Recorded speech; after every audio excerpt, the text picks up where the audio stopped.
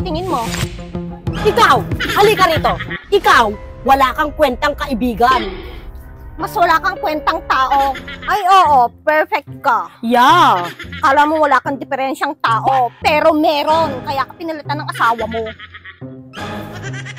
Baka naman may mas diferensya ka. Kaya hanggang ngayon, nasa akin pa rin siya. Oh, di sayo na, isaksak mo dyan sa baga mo, pati na dyan sa bilbil mo.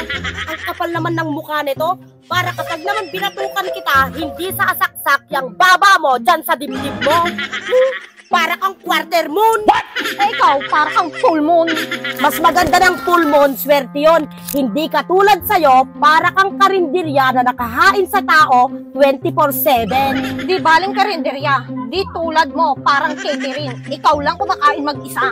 You're still kabet, pero yung mukha mo mukhang kalawet, mistress. Ikaw, matres. Ano, ha? Ikaw sumusobra ka ng babae ka, ha? Ha? Ikaw, baboy! Mukha kang nilik! Chong! O ikaw daw, yung baba mo, gusto mong tabasin ko yan? O talaga? Sige nga, ha?